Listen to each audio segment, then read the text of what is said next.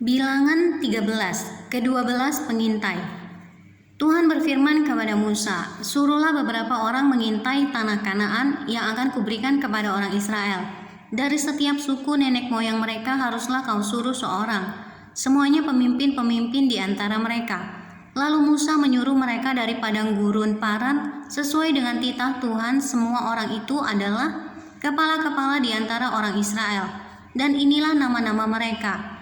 Dari suku Ruben, Syamua bin Zakur; dari suku Simeon, Safat bin Hori; dari suku Yehuda, Kaleb bin Yefun; dari suku Isakar, Igal bin Yusuf; dari suku Efraim, Hosea bin Nun; dari suku Benyamin, Palti bin Rafu; dari suku Jebulon, Gadiel bin Sodi; dari suku Yusuf, yakni dari suku Manasye, Gadi bin Susi; dari suku Dan, Amiel bin Gemali; dari suku Asyer, Setur bin Mikael; dari suku Naftali, Nahbi bin Wofsi; dari suku Gad, Guel bin Makhi. Itulah nama orang-orang yang disuruh Musa untuk mengintai negeri itu. Dan Musa menamai Hosea bin Nun itu Yosua.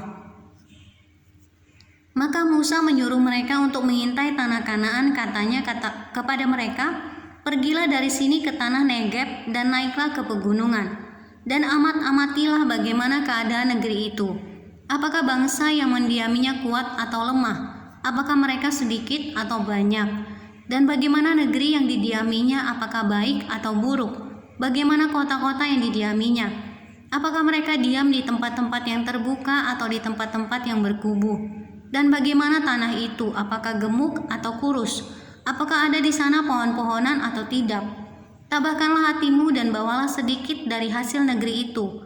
Waktu itu ialah musim hulu hasil anggur.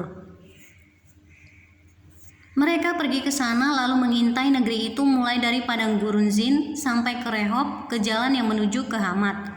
Mereka berjalan melalui tanah Negeb lalu sampai ke Hebron. Di sana ada Ahiman, Sesai, dan Talmai, keturunan Enak. Hebron didirikan 7 tahun lebih dahulu dari Soan di Mesir. Ketika mereka sampai ke lembah Eskol, dipotong merekalah di sana suatu cabang dengan setandan buah anggurnya.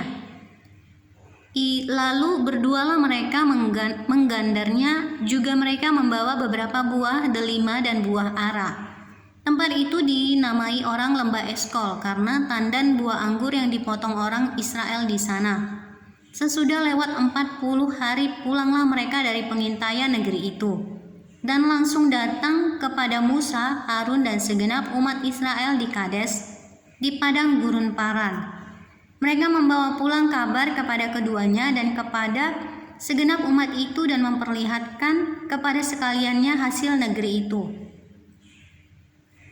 Mereka menceritakan kepadanya, "Kami sudah masuk ke negeri kemana kau suruh kami, dan memang negeri itu berlimpah-limpah susu dan madunya, dan inilah hasilnya.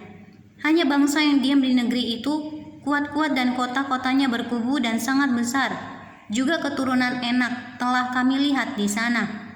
Orang Amalek diam di tanah Negeb, orang Het, orang Yebus, dan orang Amori diam di pegunungan. Orang Kanaan diam sepanjang laut dan sepanjang tepi sungai Yordan." Kemudian Kaleb mencoba menenteramkan hati bangsa itu di hadapan Musa. Katanya, "Tidak, kita akan maju dan menduduki negeri itu sebab kita pasti akan mengalahkannya." Tetapi orang-orang yang pergi ke sana bersama-sama dengan dia berkata, "Kita tidak dapat maju menyerang bangsa itu karena mereka lebih kuat daripada kita."